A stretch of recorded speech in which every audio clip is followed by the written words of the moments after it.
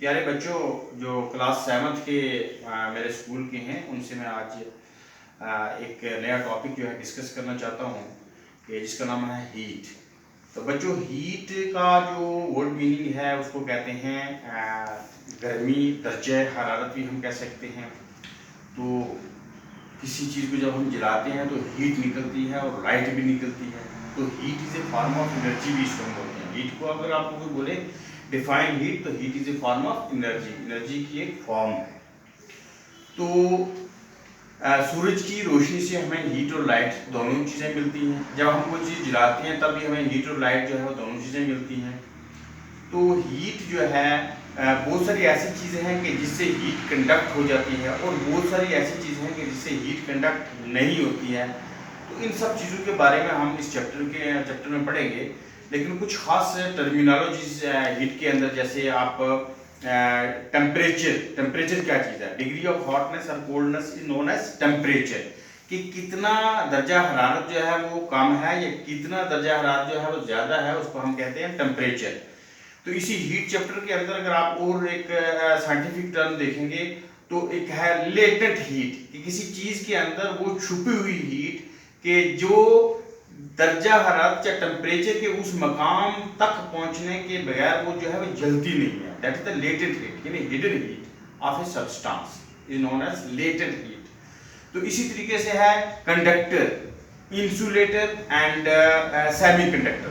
ये आप जानिए कि कंडक्टर उस चीज को कहते हैं जिससे हीट और इलेक्ट्रिसिटी जो है वो कंडक्ट हो जाए। जैसे मेटल है हमारे पास, आयरन है, लोहा है।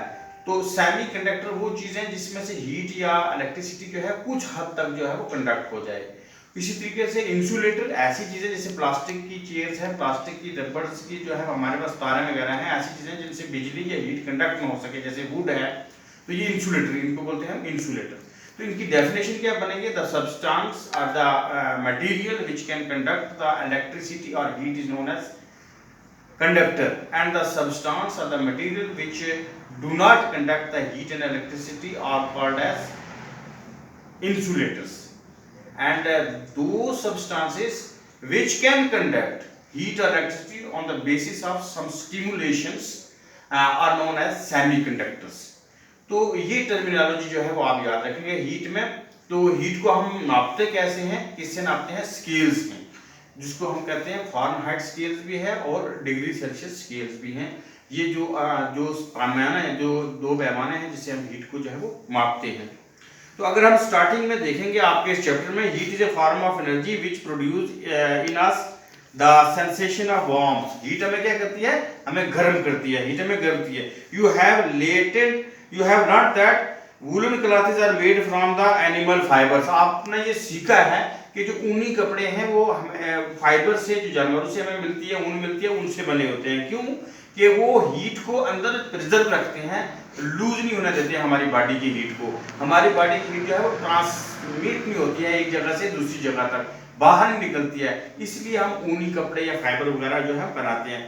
तो हीट की एक चीज आपको मैं बता दूं कि हीट हमेशा ट्रांसफर होती है from the higher concentration to the lower concentration.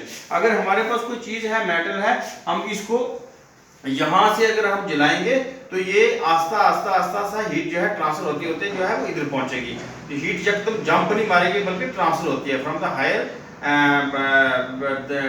Degrees of the hotness to the cold degrees of the hotness.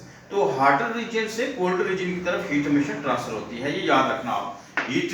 और इस पे आप एक्सपेरिमेंट भी कर सकते हैं, मोम वगैरह लगा के यहाँ पर, और जब हम जलाएंगे इसको यहाँ पर हीट देंगे तो ये एक अगर वायर, हमारे पास कोई आयरन की रॉड है तो आप मोम लगाएंगे 1 2 3 4 जगह पे, यहाँ हम मोमबत्ती रख देंगे एक जलाकर कि हीट इसको लगती रहे। तो आप देखेंगे पहले ये नंबर पे, जो पहले नंबर पे होगी हमारे पास वैक्स होगा वो गिरेगा, दूसरे नंबर पे जो दूसरे नंबर पे वैक्स होगा वो गिरेगा, तीसरे कुछ देर के बाद जो है तीसरा वैक्स नीचे गिरेगा। वो इसलिए कि हीट जो है वो आस्ता आस्ता ट्रांसफर होती है from the hotter region to the cold region. तो आज के लिए बच्चों इतना ही, आगे हम इस चैप्टर को कंटिन्यू रखेंगे। शुक्रिया बहुत बहुत। घर बैठिए और सैनिटाइजर लगाइए, मास्क लगाइए और अपने सबक को जो है वो याद करते रहिएगा। शुक्रिया।